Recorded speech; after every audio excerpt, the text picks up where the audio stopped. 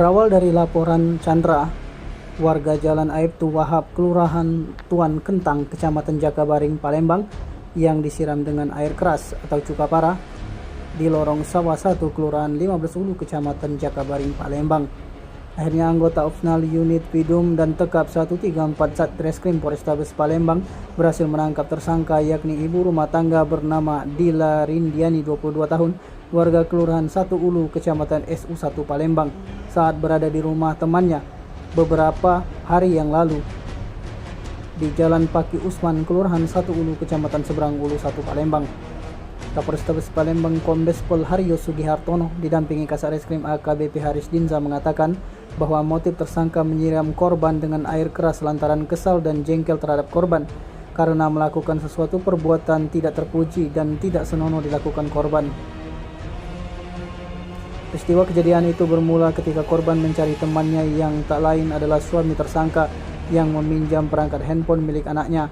Di perjalanan bertemu dengan tersangka Dila dan korban bertanya keberadaan suami yang tinggal di mana. Atas perbuatan tersangka Dila, ibu dua anak ini dipersangkakan dengan pasal 351 ayat 2 KUHP dengan ancaman paling lama 7 tahun penjara. Di tempat yang sama, tersangka Dila mengaku jika nekat menyiram korban dengan cuka parah karena kesal dengan perbuatan korban yang tangannya meraba-raba paha dan hendak memegang kemaluannya. Sebelum memasuki bulan Ramadan, dapat kami sampaikan telah terjadi tindak pidana penganiayaan yang mengakibatkan korban luka akibat siraman daripada sebuah cairan, yaitu cuka parah.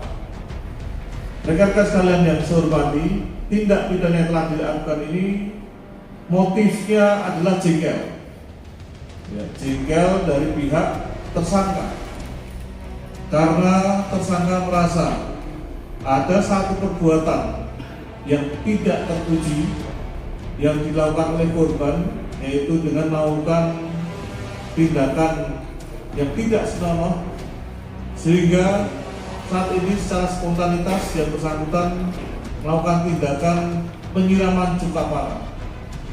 Rekan-rekan sekalian yang saya hormati, peristiwa ini terjadi pada hari Rabu tanggal 28 Februari tahun 2024 pukul 12.00,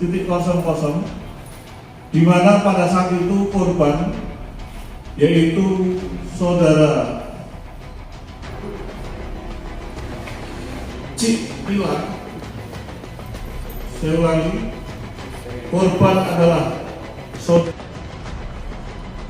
Tim Liputan Sumsel TV melaporkan.